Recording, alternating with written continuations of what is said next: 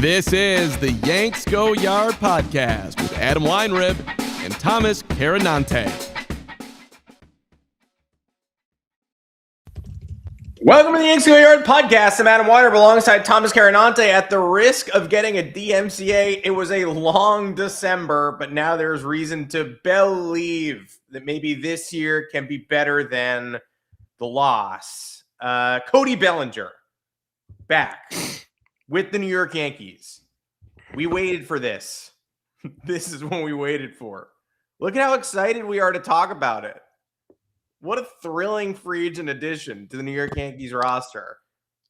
I haven't, it's crazy, Thomas, because we have barely talked about him all offseason. So I have so many fresh thoughts on what it means to see Cody Bellinger in the lineup and even like how he was valued in contract talks and all the exciting bidding war that the Yankees had to win to bring him back, like outworking the Mets and the Blue Jays and the Phillies and just, taking down all their top. But no, I mean, we've heard, not only did we know Cody Bellinger was the Yankees' top priority, we knew the exact offer that they'd put out to end this process. The only thing we learned was that their initial offer was terrible, honestly, but they'd been at 5 years between 155 and 160 million for a really long time. Then they added some opt-outs, like 2 weeks, but it feels like an eternity in contract world, in free agency land. And they didn't move off that.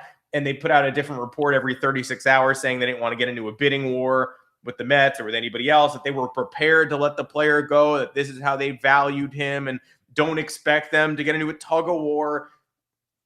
And then what happened is Kyle Tucker signed with the Dodgers. Everybody got scared for a little bit, maybe 12 hours, that Tucker's valuation was going to push Bellinger closer to the 7-year mark. Then nobody hopped in at his preferred 7-year mark. The Mets pivoted to Luis Robert Jr. Less than 12 hours later. Bellinger was a Yankee at 5 years, $162.5 million. They threw an extra $2.5 million of walking around money for Scott Boras. They go get yourself some chiclets and a pocket watch. And Bellinger is a Yankee for the next 5 years? I actually don't know. I don't know because there's an opt-out after year 2 and 3, and that becomes 3 and 4 if we lose a whole year in 2027 to the lockout, which we might, which is just another reason why this is no fun to talk about. But here we are. Cody Bellinger is a Yankee, guaranteed 2 years, big signing bonus, $85 million for the first 2 years up front. He fit the Yankees better than anybody else. He makes the Yankees just as good as the Yankees team that ended last season in despair and disarray. But hey, Garrett Cole's coming back. Hey, Carlos Rodon was unhealthy at that point. Will be healthy when he comes back, maybe. I think this is a better Yankees team than the one that ended last season, but it's certainly not like a Yankees team that's going to open your eyes in the way that the Mets roster currently does. Yeah, I'm really glad after 2.5 months of bottled up thoughts and various things we've had to say, we can finally let it out. Because we were keeping it under wraps. We were doing like a bunch of silent episodes where we just wouldn't talk about Cody Bellinger, and now he's back. It's good, right? Cody Bellinger. Good. It's good. I mean, it's good. I'm not going to complain about it. There's no reason to complain about it. No, it's good. I will complain about a few other things, but first of all, Cody Bellinger fits the Yankees very well. I think there was a lot of people criticizing certain Yankees talking heads about Bellinger being a better fit than Kyle Tucker. Mm-hmm. And then people arguing, well, Kyle Tucker's the better player, so he's automatically the better fit. And the answer to that is, okay, that's your opinion. That's also a short-sighted opinion.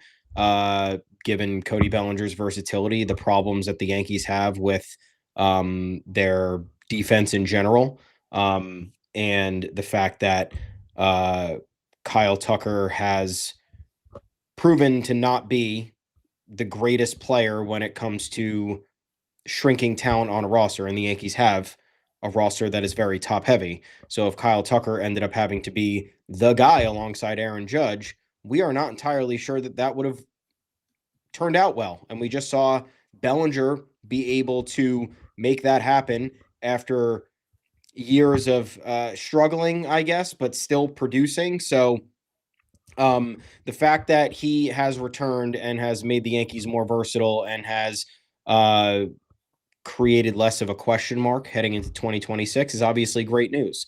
My problem with this whole thing is the amount of time this took, what the Yankees telegraphed in doing so in the process, and how it all started off. So you have John. First of all, I don't know how long these negotiations have actually been going on, because in John Heyman's New York Post article, the exact quote is, hang on, I got it here. The negotiation was no cinch, with word that the Mets, Dodgers, Giants, and Jays had understandable interest. The Yankees began a few weeks ago at $75 million over 3 years. A few weeks ago. So what is that? What is a few weeks ago? Maybe it wasn't a long December. Maybe they didn't negotiate in December at all. The offseason began on November 7th.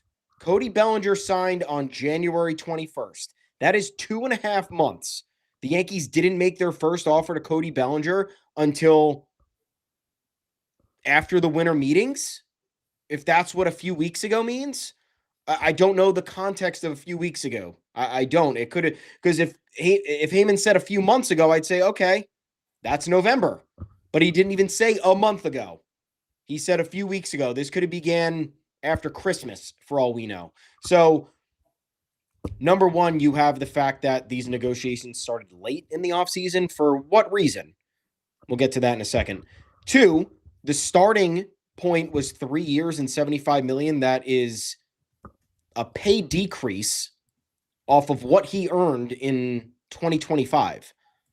In no reality is anybody getting a pay decrease heading into free agency. It doesn't happen. No, that doesn't, unless you've had, it does happen. I'm sorry. It happens if you're bad. Happens if you're a bad player. You get a pay decrease after you go into free agency. No secret. If Cody Bellinger wanted to make the same amount of money, he would have opted into his contract for another year and then played it out and then went as a free agent into the lockout. So the Yankees starting off negotiations with, in my opinion, you could think differently, a disrespectful offer is insane. And they have a history of doing this. Aaron Judge's contract extension offer before the 2022 season that he asked to not be made public, and Brian Cashman made it public hours before opening day. The Derek Jeter stuff, if you guys watched the Captain documentary, no secret there. Various other things. You have the Cole opt-out situation. I know that was, I think Yankee fans were probably a little bit more aligned on that, but that was weird. The Yankees, and the way that they negotiate is they do it their way. They are not bending to the market. They are not overpaying for anybody who they don't feel is worth their time, and they don't get involved in bidding wars unless, of course, they're bidding against themselves and paying $120 million for Garrett Cole. So what happened here was that, based on this report, if we're to believe that, they started the negotiations late. They disrespected Cody Bellinger, which would only lead to one of two things: the negotiations going on way longer than they need to, sacrificing time off the calendar where they can upgrade and actually do constructive things to improve the roster for 2026. What is that? I don't know. That's trades. That's smaller signings that add to the payroll. That's whatever you might think it is. And then you have this situation where there is a disconnect, and you're thinking the disconnect obviously is coming from Scott Boras, because Scott Boras is Scott Boras, and we know how that works, and it happens every offseason. But in this case, it was the Yankees being the Yankees and Scott Boras being Scott Boras, so they were on complete opposite ends of the spectrum.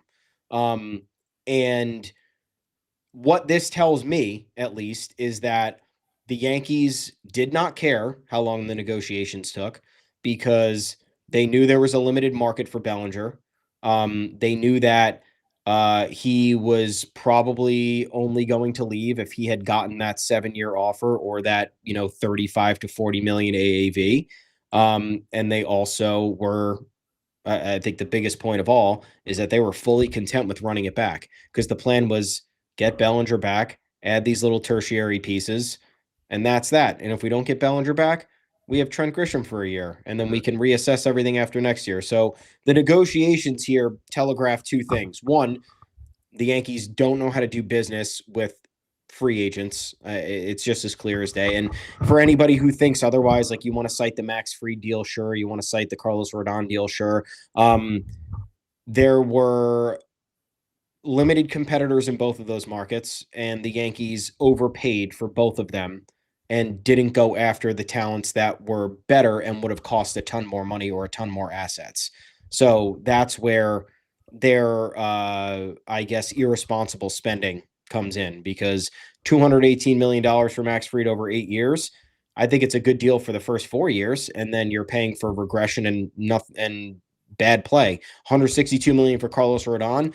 I like Carlos Rodon. I don't think that there was any world in which he necessarily earned that contract because of his injury history and his lack of overall track record in Major League Baseball. But the Yankees paid it, and they wouldn't go higher for Blake Snell, of course, because why would you do that with a guy with 2 Cy Youngs and really good playoff experience? So number one, they still don't know how to negotiate for free agents, and they continuously pick the wrong ones or imperfect fits, or overpay for guys who are good but not of the best in their position. And they had no interest in doing any other heavy lifting with this roster this offseason heading into 2026. So if you think other moves are coming, I am sorry for you. Yeah, and if you think other moves are coming, then you got the wake-up call last night when the Mets went ahead and made the other move, the only other move that would have given them a leg up potentially versus last year. It's an overpay, right? I'm not going to sit here and call it a Yankees front office masterclass for all the reasons you laid out, namely the fact that the original offer is insane and the business seemed to have gotten going slower than it should have. But holding firm, except for that extra $2.5 million, was a good job. The Yankees did read that market properly, more properly than a lot of fans did when they thought that Kyle Tucker was going to blow up the whole thing. And all of a sudden, someone who was the loser in the Tucker bidding would have been hopping in with 8 years or 180 to overwhelm, making 90 million AAV just to say, fuck it, we ball. We're the Mets. This process was way too long. Obviously, Bellinger, hey, do what you want. Scott Boras, do what you want. He wanted to be here. There was some, I was willing to, the only reason I was going to get mad, I was not Bellinger or bust. I was not, hey, this roster is garbage without Cody Bellinger. You got to pay whatever it takes to get him. But if he did end up asking for 7 years for a month and a half from the Yankees and then settling for 130 with the Mets like Bo Bichette, just flying in the face of everything he's asking for, then I would have gotten, again, not upset with the player to the point where he's ostracized and I'm taking the Cody Bellinger posters off my wall. But that would be frustrating. That would be an annoying way to do business. That would prove he had no loyalty to this organization of any kind. I mean, the Yankees, given the, signing bonus money, I think if he had gotten a crazy offer like that, they probably would have matched it because they're paying him $40+ million a year in cash for the first 2 years to make sure that he is happy, he feels rewarded, and good job. But those teams, those competitors just kept dropping off one by one. People were trying to logic their way into saying people were really trying to make the Blue Jays happen here over and over again. People getting on, MLB Network or Foul Territory or in columns saying the Blue Jays had a long-term offer for Kyle Tucker and they still have a need there. And wouldn't Cody Bellinger's versatility be such a perfect fit? And the Blue Jays kept saying not interested. And the Blue Jays beat writers kept saying, I don't think that's how they're going to use their money. And they've already used a lot of their money. They used $210 million on Dylan Cease. But the national media wouldn't listen until the Blue Jays just stayed silently on the sidelines for this whole process. Oh, couldn't the Phillies use? I mean, doesn't Dave Dombrowski have a crazy big swing? Doesn't he have Bo Bichette's money to reapportion? He does not. He said, we have no more position player needs. That's not the way. We're going to actually give JT Realmuto money that we don't even want to pay him instead of exploring Cody Bellinger. Yeah. And the Mets made all the sense in the world, but only on that short-term deal, which had us, again, for 72 hours thinking about how annoyed we'd be if Cody Bellinger backtracked on the 7-year ask and then took some high-dollar, low AAV offer with the Mets, who have made a habit of bringing in people this offseason who don't really seem to care where they are as long as they're making money. The Bo Bichette press conference. The Max Scherzer, Justin Verlander all over again. The Bo Bichette press conference is an all-timer. The first question from John Heyman was like, hey, this has the potential to just be a 1-year deal. Like, is this really a long-term commitment? Or would you explore the market again next year? And he's stone silent, like staring. Who do you look over to? Daddy. He looked over to like his agent. He's like, what do I say? Am I allowed to say that I'm absolutely leaving the Mets next year? It's like looking for mommy and daddy's help. Like the Mets have had a really good offseason. But in order to have that really good offseason, they've had to do things like pay Bo Bichette crazy money, get him to break an agreement with Philadelphia, and then sit in a room and honestly say, like, I came to the Mets because I want to win, like a team that has no documented history of winning. The Mets go out and get Luis Robert Jr. late night Tuesday. And I mean, credit to the Mets. They've done a lot of heavy lifting. Some deals I find questionable. I don't like Devin Williams. Luke Weaver's fine at that price. I don't even like Luis Robert Jr. that much, especially not at $20 million for next year. He's not somebody. If he was the Yankees' alternative to Cody Bellinger, I would be pissed if he was the Yankees' alternative to Cody Bellinger. But they've done a lot of that heavy lifting. But credit to the Mets, credit where it's due, that they have yet to win a World Series. They have not gone to one under Steve Cohen. But even after filling that center field vacancy with a $20 million player, and staying in the Freddy Peralta chase, which they ultimately completed last night, bringing in all those relievers and bringing in Jorge Polanco and Marcus Semien and Bo Bichette, I still couldn't rule them out for Bellinger on that short-term crazy deal. I was like, they could still do. I mean, they have prospects. They have Brett Beatty. They have Carson Benj. They have plenty of ways to address left field without signing Cody Bellinger. But who am I to sit here and say this takes them out on Bellinger? It turns out, though, if they're in a chase, they're going to either win it or finish second to the Dodgers if they really want a player. They didn't seem to want Cody Bellinger. Well, do you think that Bellinger didn't want them? Like, is there a possibility where they talked to him and he was just like, I mean, I'll circle back with you if things go sideways with the Yankees? Because if, in theory, if the Yankees talks weren't progressing, he should have been the move over Luis Robert. I mean, I understand that the Mets don't want to go long term, but is 5 years considered? I guess it is, because they wouldn't sign Pete Alonso. But yeah, I mean, it seems to me that Bellinger just didn't want to go there if the Mets were actually exploring it. And then the Mets were forced to pivot and figure it out. It is highly possible, considering something I was saying last week, and when all these reports were coming out that the Mets were still seriously interested or whatever, is that you don't get seriously interested at this point if you don't have the money or years, or if you're not equipped to meet somebody's ask. So there's no bigger lip service than the Mets being seriously interested and then hopping into Bellinger and being like, we do 2 years, 70, and him being like, fuck off. And the Mets being like, well, we were seriously interested. Like, you don't leak that.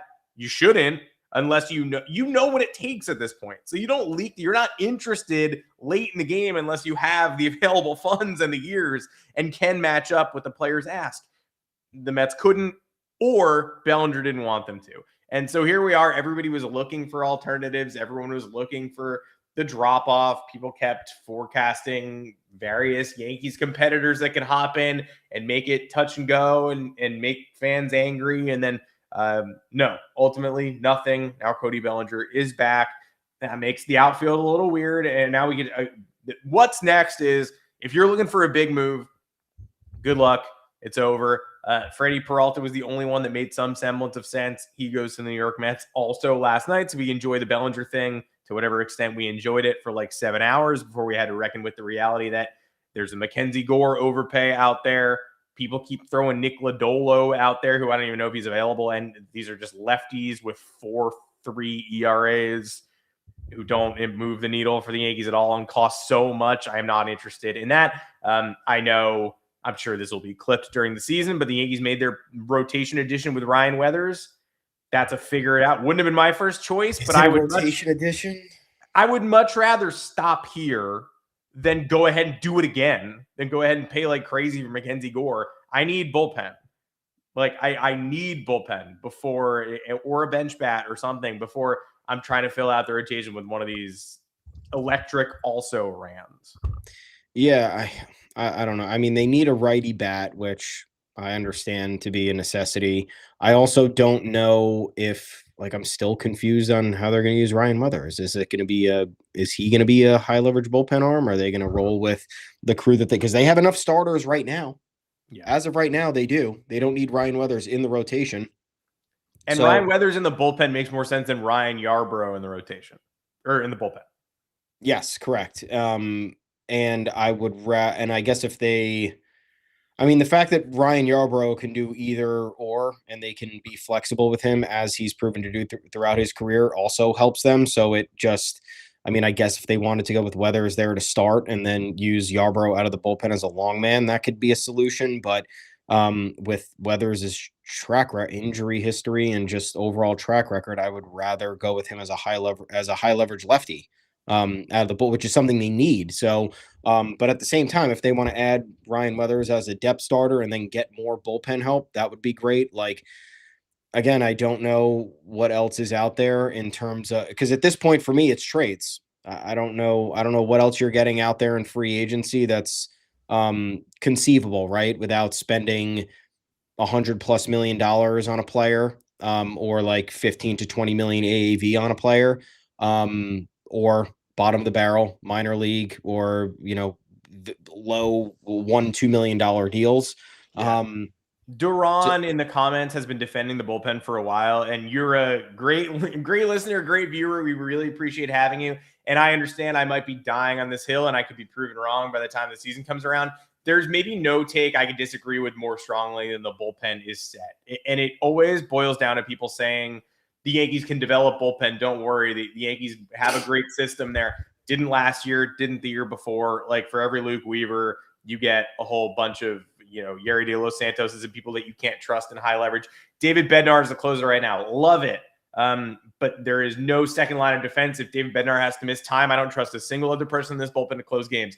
And I like Camilo Doval more than some, but not trustworthy from what I saw last year. Fernando Cruz, trustworthy to an extent, solid B-. Yeah. Tim Hill, low leverage. Paul Blackburn, barely a bullpen arm. Cade Winquest, intrigued by this stuff, know nothing about him. Caleb Ort is Caleb Ort.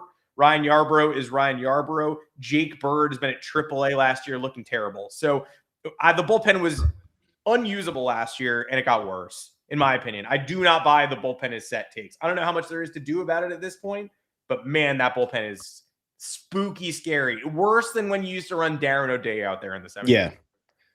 The only, and again, it's the Yankees argument. The only argument that can support a somewhat solid above average bullpen is the fact that everybody that they had acquired at the trade deadline is now going to be settled into their roles for the start of a new season.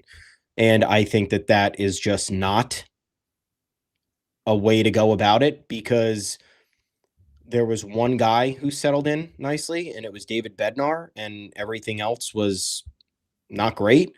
So if you're a true competitor and you're a true player and you're a true asset, in many ways, you would answer the bell. You're joining a team in the playoff chase. Your job has now been deemed as more important, and you must now deliver. And the Yankees had quite a few guys who did not deliver. Camilo Doval was one of them. I see the names listed again. Like, we're not going to align on this. I read those names and I see bad bullpen. You read those names and think solid bullpen. That's not a good bullpen. Hedrick has stuff, but again, no experience. De Los Santos was shuttled between big leagues and AAA.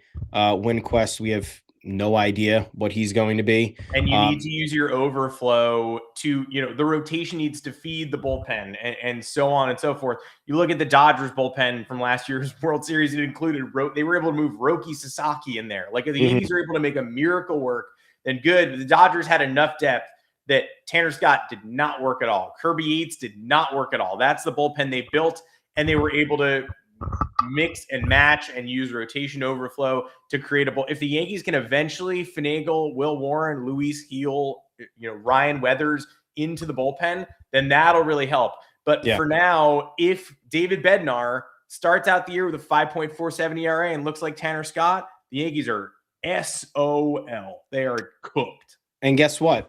You're not even factoring in injuries. Someone's going down at some point. That's what I'm dancing around with Bednar a little bit. Like, whether it's a starter, so one of these guys goes down, who's coming in? I think the Yankees have promising pitching prospects too. You need a closer and 3 setup men who you feel comfortable with closing. The Yankees have a great closer and 0 setup men I feel comfortable with closing. Yep.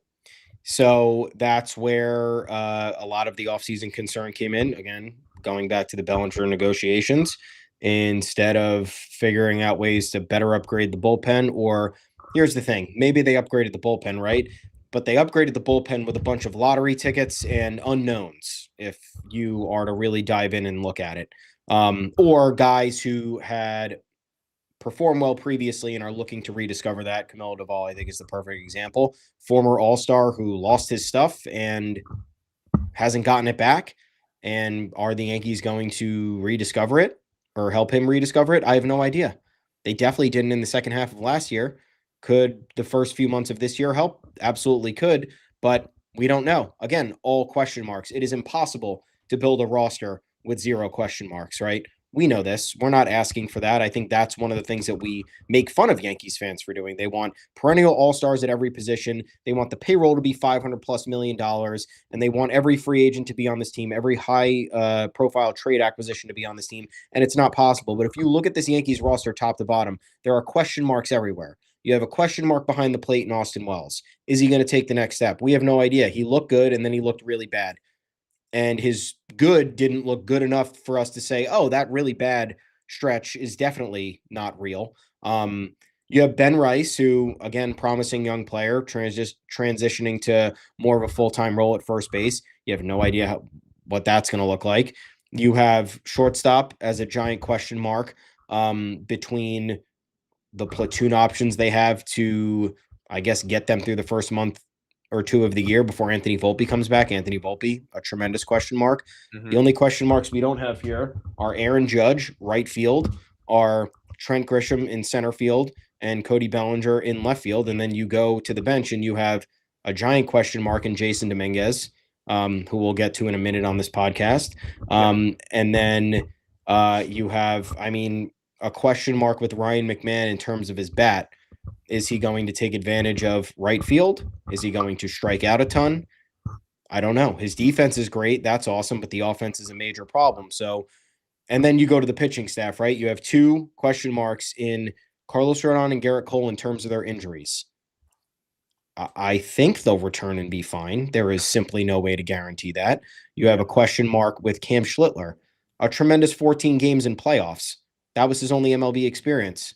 Sophomore slumps exist. Do I think it's going to happen? I sure hope not, but there is no way to guarantee that. Will Warren, solid player. Don't know.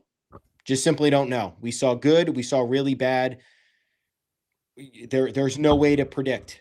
And Luis Gil, rookie of the year in 2024, came off an injury in 2025, looked bad and hasn't been and didn't really improve down the stretch. So after getting those reps in. So the roster in its totality is a lot more question marks than it is sure things. And that's where the problem comes in with the decision-making, the negotiations, and all that.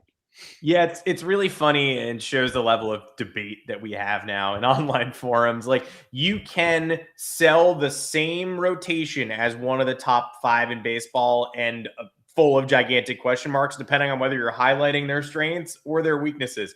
I tend to think that this Yankees rotation is young, deep, and has red flags. Like, if we want to have actual nuance in the conversation, I think it's fair to say you can find flaws and you can worry about the injuries they already have, and you can acknowledge that in a best case scenario, they would have added a defined number 2 to this, but they are young, deep, upper echelon, like Max Fried, Carlos Rodon, Garrett Cole at the top, if all healthy, if all effective, is a great 1-2-3.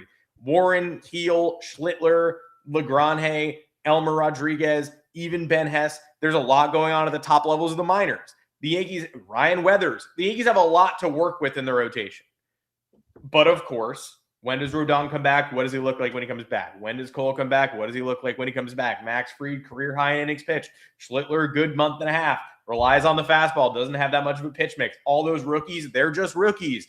Will Warren could not step up in big games last year. Inconsistency. Luis Gil never healthy. Pitched for like a month last year and borderline played his way off the roster. Depending on whether you want to lean into the red flags or whether you want to lean into the skills depends on that determines the way that you look at this rotation. I was debating with a Mets fan, and the Mets rotation outside of Freddy Peralta does nothing for me. David Peterson had a 6.5 ERA in the second half last year. Clay Holmes had FanDuel. Tweet from FanDuel last night. I favorited it because I was the 6 Mets with Clay Holmes and Sean Manaea and Nolan McLean in there. The Mets potential rotation: Freddy Peralta, Nolan McLean, David Peterson, Clay Holmes, Sean Manaea / Kodai Senga. Best rotation in baseball. No. I mean, a week ago, people were saying this is a terrible rotation that's going nowhere, and they need a top of they need an ace to even be considered in the conversation of competent. Now best rotation in baseball. Okay. It's just funny to watch people go like Noel McLean is a lock and Jonah Tong is electric, but Cam Schlittler sucks. He's only been in the big leagues for a month. Like, well, Noel McLean's only been in the big leagues for a month. Is the book out on Noel McLean, or is that only what you say when you're trying to diminish one rotation and prop up another? I like McLean. I like Tong, but he has 7.71 ERA last year and a 1.70 whip. The Mets have less reliable depth than the Yankees do. The Mets have bigger rotation concerns than the Yankees do, even with Freddy Peralta in Queens now. I don't like Sean Manaea at all. I don't like what Clay Holmes did in the middle of last year at all. I don't like David Peterson's second half in any way. And you have Mets fans defending him, being like, well, he was worn down from the first half. It's like, that's why I don't like him, because the second half of the game playoffs are yeah, sure. I guess solid May. That's great. But you could do the same with the Yankees. You can pick and choose and say, Luis Gil's been great for many months. None of them have been at the end of the year. I trust Luis Gil to get us to the start of the season, not necessarily through October. I wish the Yankees, I'm not going to sit here and say the Yankees are settled in the rotation. Everything looks great. Ryan Weathers is the answer I've been begging for.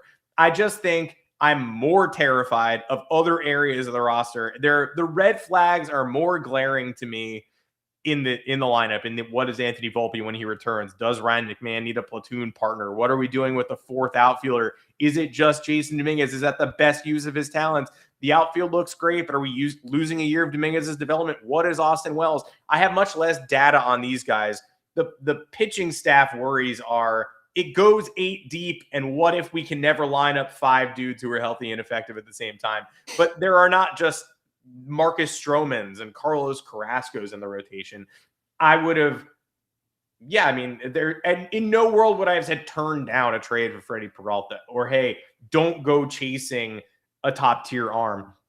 But I would have much rather, we're the Yankees, we shouldn't have to choose. But if we did have to choose, I would much rather have done Bellinger and Robert Suarez than Bellinger and Dylan Cease, for example. It's the bullpen where I feel like they missed the greatest opportunity, a value deal, like a 14-15 million for just a 3-year deal.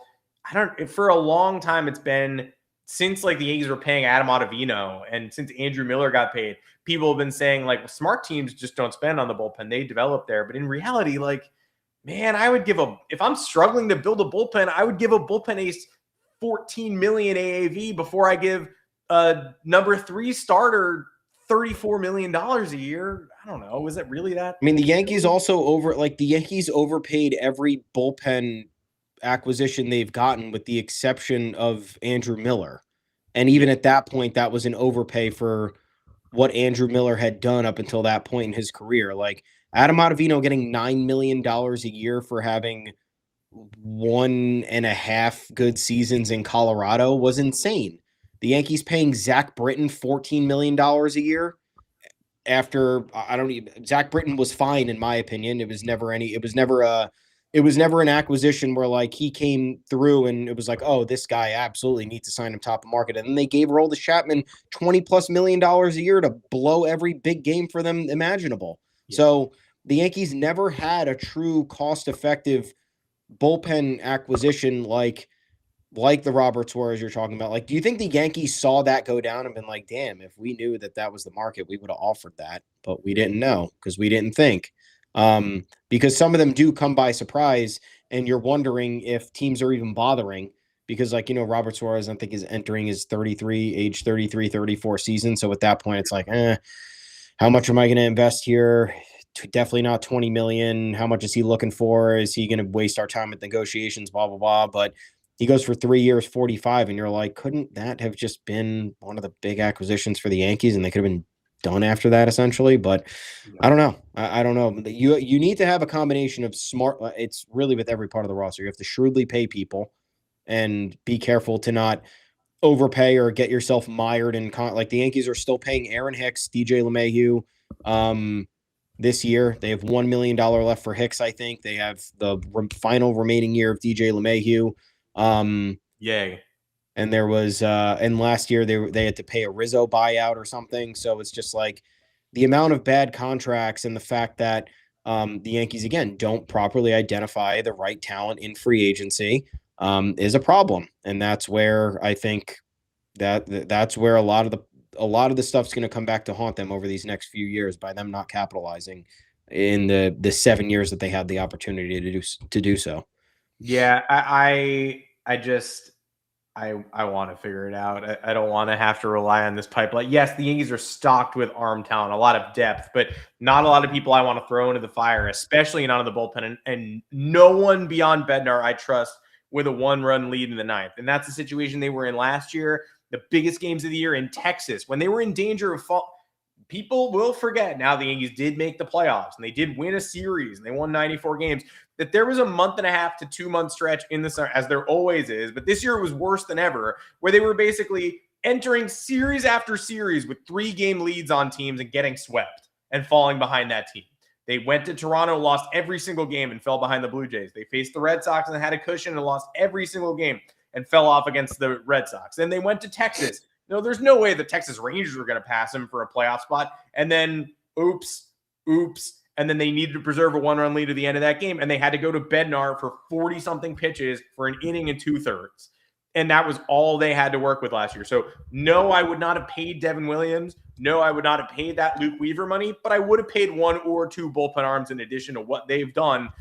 Man, I loved Andrew Miller. Like the comments are saying, I wish we still had him. But they have not made bullpen acquisitions like that, preferring to rely on their wizards unlocking people. And it works a good deal of the time, but not for long enough, not with enough depth. And wouldn't you just like to knock all those guys down 1 peg so that you had 4 dudes you can trust in the bottom of the ninth instead of 3? Again, right now they have 1. Hey, Jasson Domínguez. Hey, Spencer Jones. I see people in the comments griping too about, could the Yankees have matched that Peralta deal? We don't really like Jet Williams that much. Brandon Sproat's pretty good. It does seem like the Brewers ultimately wanted more years of control. So we were talking about Luis Gil and Spencer Jones. Is this really going to be that expensive? Will Warren and Spencer Jones, Will Warren and Dylan Lewis. I guess it's 2 top 100 prospects, pitcher and a hitter. That's what DL Hall and Joey Ortiz was when that was the trade for Corbin Burns. I found that one underwhelming. I find this one kind of underwhelming too, to be honest with you. But it's going to be 2 top 100 guys. And the Yankees equivalent would have been either Lombard or Dax Kilby at the top. And I am not giving up Dax Kilby. And I'm not even the Hug Prospects guy. That dude is special. And everyone's going to see this year. So maybe you give him up, but not now. Not before everybody watches this season.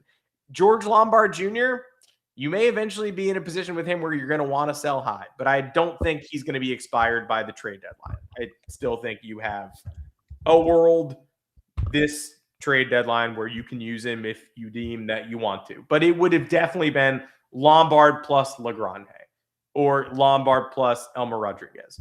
And you have to say, am I willing to give up probably my 2 best trade chips right now for 1 year of Freddy Peralta? And if you are willing to do that, great. Sure. Go ahead and do it. That's the only way that you would have topped that Mets offer. And I would have had to consider it. It would have been a little scary, but I would have had to consider it. I would have made it be Lombard front and center instead of Kilby, personal preference. But now that that's done, you're not getting Freddy Peralta, and I don't want Mackenzie Gore, and I don't even know if Nick Lodolo is available, and Brady Singer is the other guy who's out there. There is no one I'm trading Jasson Domínguez for. I know he's an imperfect 4th outfielder. I know Spencer Jones is going to start at AAA. We don't really have to think about Spencer Jones yet. Best case scenario, Jasson Domínguez is hitting 35 home runs in my lineup, but I'm not there. Worst case scenario, I'm trading Jasson Domínguez for controllable reliever Victor Vodnik with the Colorado Rockies. I'm definitely not doing that. I hope not to do that. So we're stuck somewhere in the middle where he has yet to develop into the guy that we hope he eventually becomes. We also don't know if he ever will. There have been many fewer signs from the last 365 days indicating that he is that guy. I don't know. Great walk-off home run against the Texas Rangers, though. Having him on my bench is not the perfect outcome, but there is not a single target on the market right now that I want to sell low on Jasson Domínguez for, and that I would be happy to get in my building knowing that Jasson Domínguez is elsewhere. I would much rather be secure in the knowledge that injuries will happen to the New York Yankees. They will. Yeah. If you keep Jasson Domínguez, he will get a chance. It's not going to be the chance I wanted. He won't be starting. He doesn't look ready to start. He's not banging down the door. But I'm not even thinking about trading him anymore. A lot of people are too quick to just say, well, got to flip him. You blocked up the outfield. Trent Grisham's leaving after this year. You need a fourth outfield. That deal doesn't look as bad as it once did, but Trent Grisham's leaving after this year. Yeah, and a fourth outfielder is a legitimate job. Like, don't forget, Cody Bellinger is going to be playing first base. Like, there's going to be an injury. They're going to DH Judge some days. Jasson Domínguez is going to get run, and he should. Where I disagree with you is just that I don't care who the team trades. I don't care about prospects. The only reason I would advise against a Domínguez trade is because, and it's because of what the Yankees do. It's because they devalued him. They made him play out of position and look worse.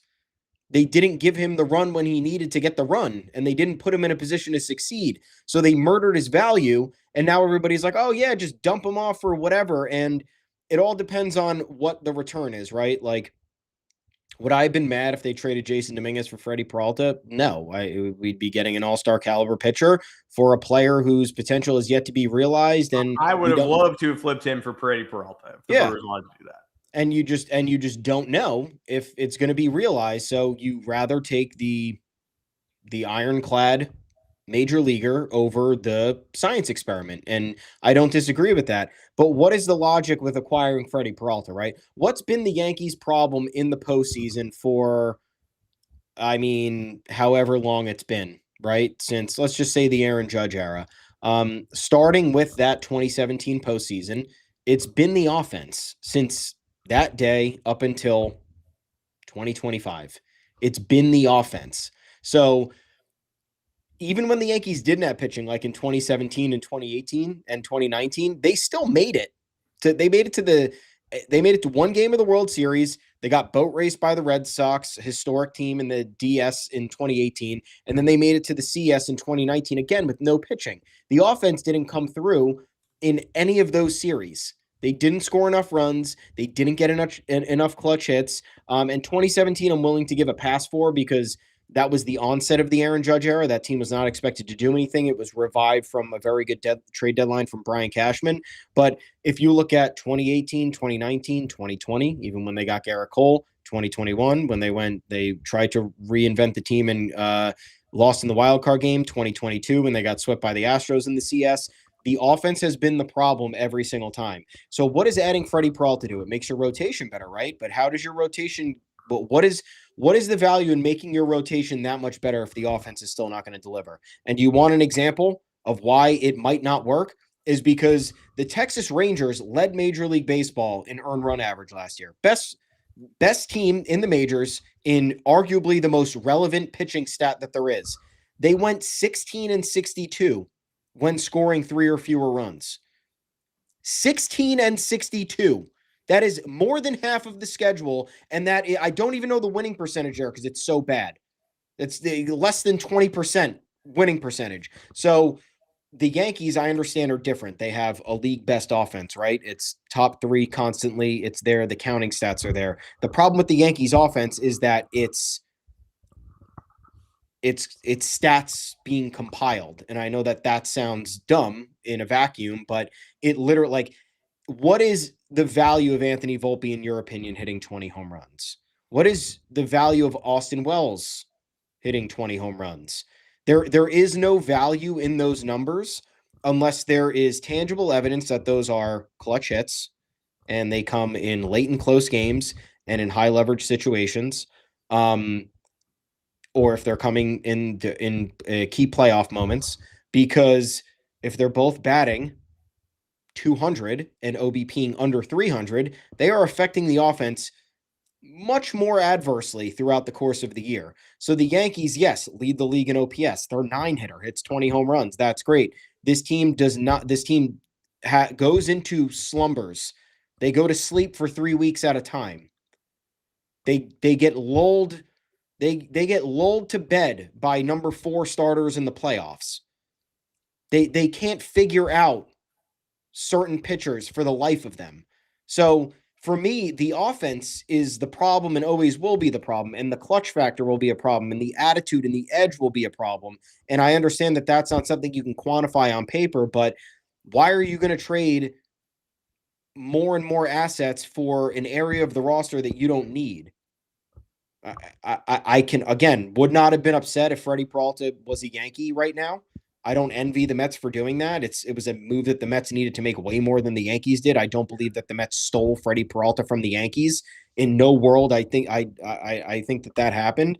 But when it comes to what the Yankees need, it's not that. They do not need to continue to stockpile rotation arms unless, and we know that they don't, they have another trade partner on the other line saying, okay, what do you want for Will Warren, Luis Heel, whatever? We got a bat for you. The bat that they're going to get is not going to be good enough. So that's why they have to go the free agency route for this. The Guardians are not taking Will Warren and Luis Heel for Stephen Kwan. It's just not happening. No. So that's where it comes. That's where the asset game comes into play. Can you leverage your assets properly? Are you trading the right pieces for actual needs, or are you just making a deal for, oh, this deal matches up, so I'm going to do it for the hell of it? It's like, no, the Yankees don't need more starting pitching right now. Do they need depth? Yes, they need depth to get them through until Carlos Rodon is healthy and Garrett Cole is healthy. The depth that they need is not Freddy Peralta caliber and paying your number 3 and 5 prospect for 1 year of that.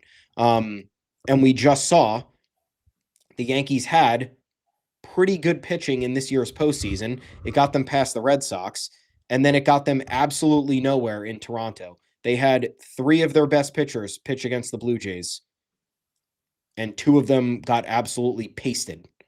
So comes down to the offense. The offense didn't come through in what was it? Was it game? Yeah, it was game 1 against Toronto when Will Warren. That was when Will Warren came in with the bases loaded and Vlad. Yeah, that was game 1. Yeah, they had multiple opportunities to score early in the game, knock Kevin Gossman out, and give Max Fried a little bit more breathing room, and they didn't. They didn't do it. So yes, there's an argument to be had that Max Fried can go 8 innings, right? That doesn't really happen in the playoffs.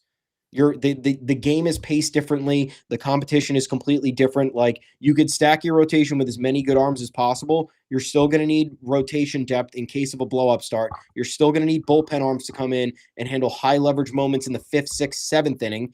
And that's where the Yankees have imploded. It's the bigger moments when they call upon these guys who are not equipped to deliver. So Freddy Peralta here is irrelevant. But with that being said, I would trade any prospect for an established major leaguer. Unless the prospect was, I don't know, who's the most highly touted name right now? Max Clark, maybe?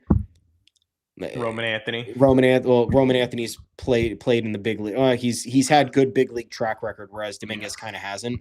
But yeah, like I if I was the Tigers, I wouldn't be trading like Max Clark for Freddy Peralta. Like, that doesn't help you necessarily right in this moment, and 2, you're giving away somebody who's been valued by all these outlets and he has unrealized potential at the major league level, whereas you've already seen what Domínguez has done.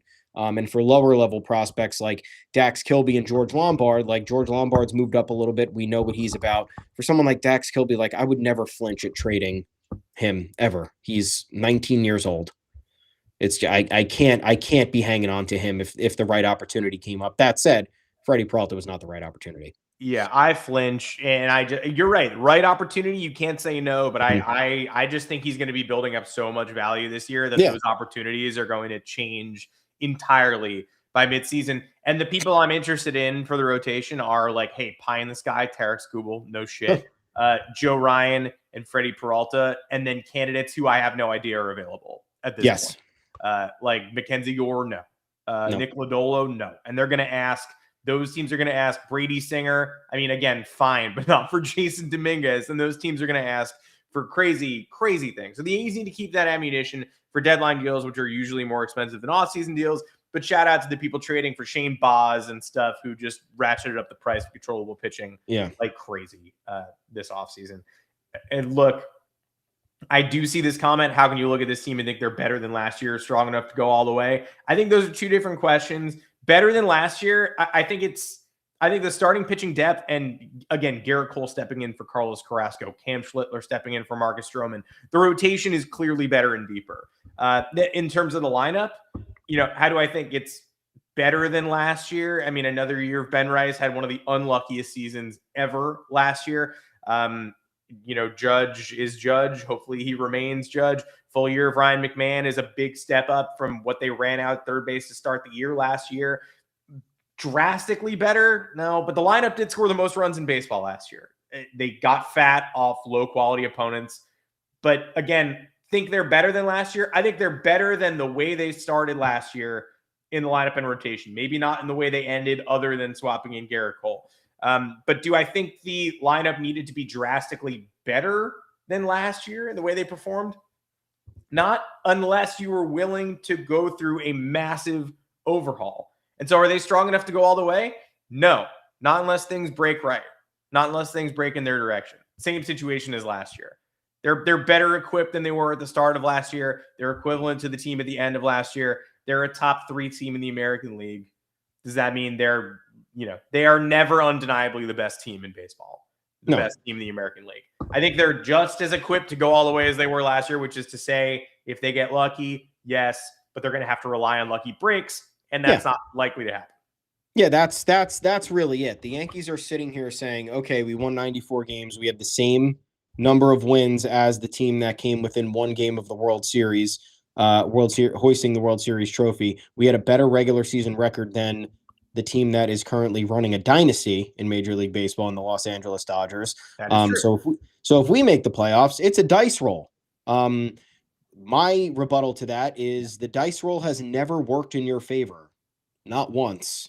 It's a much easier weighted dice roll if you are the Dodgers and your roster is incredible and built for October. Correct. Or if you are catch lightning in a bottle, like a wily underdog, like we've seen the Nationals and the Braves do in recent years. Even the Diamondbacks Rangers World Series in 2023. But the Yankees are not the wily underdog. They never were. The only year that they kind of were, that was 2017, and they still fell up short. So since the playoff field has expanded, the Yankees have underwhelmed more than anything. And again, they are always an overwhelming favorite with pressure mounted on top of them. They do not have the luxury of a dim spotlight, a soft media, an ignorant fan base. Like, that's not what it is. So the Yankees are taking a small market philosophy, saying, like, a team like the Padres should be saying, okay, well, we got nothing to lose, man. We got the Dodgers in our division, where it's going to be very difficult for us to win a marathon race with them throughout the entire year. But hey, if we sneak into the postseason, we've seen the Dodgers a lot over these last few years. If we get them in a 5-game series, you never know what can happen. And again, the Padres came 1 game away from knocking the Dodgers out in 2024. But that's the philosophy a team a team like the Padres should be taking, that philosophy where the playoffs are a crapshoot, a dice roll, a coin flip, whatever. The Yankees can't be doing that. The Yankees need to be insured against the crapshoot, the dice roll, the roulette spin. And they don't do that because they don't have enough depth. They don't have enough winning personalities. They just don't have enough security on the roster. And they don't have good infrastructure from top to bottom when you're talking about front office communication to manager communication to the players executing on the field. You just see it every year. It's not like we're conspiracy theorists trying to get to the bottom, new ways to find out why the Yankees are not getting the job done or why the Yankees suck. It's just that they're not equipped for whatever it is. Yeah, it's not chemtrails. It's not an electromagnetic field next to the practice facility like in San Francisco. It's just, it is the same story every year where they're going to win a lot of games this season. Mm-hmm. They're going to probably they have a roster good enough and with enough depth that they're probably going to make the playoffs, win 90-plus games relatively easily. And I will learn nothing about their potential playoff fate from that. And there's a world where they get lucky and they get a New England Patriots style playoff run where Tarek Skubal gets hurt and Roman Anthony's out again. And look, now they're in the World Series. Like the Patriots are going to be in the Super Bowl. They're going to be at the parade celebrating winning the Super Bowl. And I'm going to be like, are they good? I'm actually not sure if they're good. That's where the Yankees are at right now. They could, if everything breaks their way, make and I can't even say win the World Series because you got the freaking Dodgers in there. But the Dodgers, like Action VJ says, build in redundancies. The New York Yankees bullpen right now looks like what the Dodgers bullpen looked like after Tanner Scott and Kirby Yates sucked and got hurt last year. Like, it just is what it is. And then they had to get lucky. And they say, I don't know if I trust Blake Trinan. I don't know if I trust Evan Phillips. Can Roki Sasaki be in the bullpen? Man, if this all works out, we'll be okay. And then it did, because they had the best lineup in the world and the best rotation in the world, and they were able to survive one weakness. The Yankees looked like that before the injury set in. So try to be, I mean, the Dodgers and the Mets and the Blue Jays compete for every top tier free agent at this point. The Blue Jays finished third, the Mets finished second, and the Dodgers finished first. It is what it is. How can the Yankees get back into that upper tier? They're going to have to figure it out, because they don't draft and develop as well as the Dodgers. I don't hate the Yankees farm as much as some do, but they don't draft and develop as well as the Dodgers. They don't play the international market the way that the Dodgers do. And they can't play the free agency game the way the Dodgers do. They're going to have to hope the Dodgers get old and that similar opportunities don't present themselves in the future, and that the lockout solves some of these problems. Yeah. And everyone's quoting Andrew Friedman, right, from 7 years ago or something, when he's talking about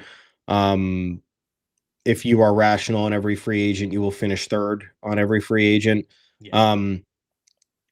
There's that philosophy where the Dodgers know where they need to be a little bit aggressive and have to set the market in some respects. But in that comes shrewd moves, right? They avoid Boras clients like the plague, because they know that Boras will draw out negotiations, delete days off the calendar, screw them out of making other moves. They have, like you said, essentially mastered international free agency in terms of acquiring value that other teams deem worthy for trades. They have mastered the draft. They have mastered the trade market. They go after blockbuster candidates, and they find the diamond in the rough candidates. They have a multifaceted approach that spans everywhere you could think, whereas the Yankees just dismissed their international scouting director, lost a bunch of talent from this year's class. They've had the same director of player development for 20 years, and they've had or 15 years, and they've had no improvement in their farm system. And just until these last 2 years, they consistently do not make aggressive trades, as we know. They do not aggressively go after free agents that are obvious fits, because they don't like when someone is telling them that it's an obvious fit, and they don't like having to pay $325 million for Corey Seager. That's not in their interest. They'd rather make Max Fried the highest paid left-handed starter of all time, an obscure contract that I don't even know how it has a label on it, why that even matters, why left-handed pitchers now matter as a benchmark for contracts. So the Yankees have a lot of work to do in terms of restoring their image. I think the Bellinger stuff hurt it, as a matter of fact. Time will tell, but I don't know what free agents are going to want to come to the Yankees after seeing the fact that this took 2.5 months, and that they initially reportedly offered 3 years for $75 million for a man entering his age 30 season, coming off his best year in 7 years. So don't know, but don't expect any more moves. This is the Yankees team you can see in 2026, and you better hope for no injuries, and everything that they need to come into focus comes into focus as early as possible. And that's the way the 2026 Yankees will succeed. Small moves coming. Hey, righty catcher. Is that Gary Sanchez's music that I hear? Interesting. Well, stay tuned for future episodes of the Yanks Go Yard podcast. We appreciate everybody tuning in. Glad we were able to talk about so much, get so many discussion points out, despite being Cody Bellinger out for weeks, months, what have you. I don't really want to deal with Scott Boras anymore. Not lying to you. Maybe the Dodgers have the right idea here. I do think part of this was just the Yankees saying, public, people were wondering why they were being so public with their offers. Oh, are they just leaking the "we tried" number after somebody blows them away? Or are they really this fed up? Is this really going to bode well? Is Bellinger going to hold a grudge? I honestly think they were. It turns out they were just pissed with Scott Boras' games. Yep. I think like they got him. They got him at the number they wanted to. They tossed in a little extra there. They kept giving him little sweeteners, and it worked. Do they have to do all of that? Maybe not. Good faith. I'm glad they did. I think Bellinger's happy. His wife's post made it clear she's pretty happy to be back. I think the Yankees are happy with the player. I think the player's happy with the Yankees. I think the Yankees are done with Scott Boras. And we're basically like over and over and over again leaking the 7-year thing to just get the court of public opinion. Like, doesn't everybody realize how ridiculous this is? Yeah. This is what he wants. This is what he wanted a month ago. This is what he still wants now. This is what our offer is. We don't think there's another offer. And guess what? There's not. And guess what? He still wants 7. So just keep reading this. Like, it got tiresome to continue reading it, but we continued reading it. The only thing that could have interrupted was the Mets going with this crazy high AAV deal that never happened, or what happened to the Red Sox with Alex Bregman, where Boras was like, we have a higher offer, and the Red Sox were like, no, you don't. And then he was like, are you sure that we don't? Okay, well, we're going to sign it. And they're like, why don't you go sign it? Yeah, how about you and Queen Frostine go ahead to Candyland and sign your higher offer? And then he signed it. And the Red Sox were like, oh, I've soiled myself. That could have happened to the Yankees, but it didn't. And they were confident it wouldn't, and they were right. So good job bringing Cody Bellinger back. I do think this team is better than the one that started 2026, but doesn't have a lot of insurance in case more bad things happen to them than have already happened in waiting for Garrett Cole, waiting for Carlos Rodon. And they very well might, because that's how it works. But at least Scott Efros isn't around, so maybe we won't get an injury on day 1 of spring training anymore, which is their favorite thing, was to just report and say, Scott Efros is behind. Okay, great. Well, he's the Tiger now, so I don't have to think about that. I'm Adam Weinrib. You can find me on Twitter at Adam Weinrib. We'll be back next week, Monday afternoon, 2 Eastern. It is no longer a holiday. We will see you then. Thomas Carannante, where can the people find you? I'm at Tommy's_takes. We are both at the official Yanks Go Yard account. That is at Yanks Go Yard FS. Thank you guys for tuning in today, as always, and appreciate the comment section. You guys roll. Please like and subscribe to the Yanks Go Yard YouTube channel. Very easy thing to do. You'll know when we're going live. You'll get the alert. And who knows, if the Yankees decide to make another move this offseason, we might get frisky. And, of course, there's yanksgoyard.com, the site where everything you can imagine about the Yankees, it exists. We're writing about it. We got a team of writers informing you about everything regarding this team throughout the offseason. We still have about 3.5 weeks till pitchers and catchers report. We got the World Baseball Classic coming up. Plenty to talk about, in addition to other Yankees roster analysis, rumors, what have you. So please head on over there in your spare time. Until then, have yourselves a good weekend. We'll talk to you on Monday. Adios.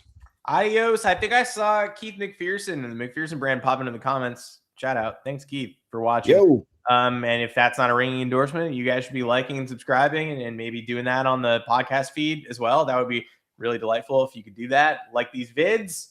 We'll be back with more. Until next week, take care, everybody.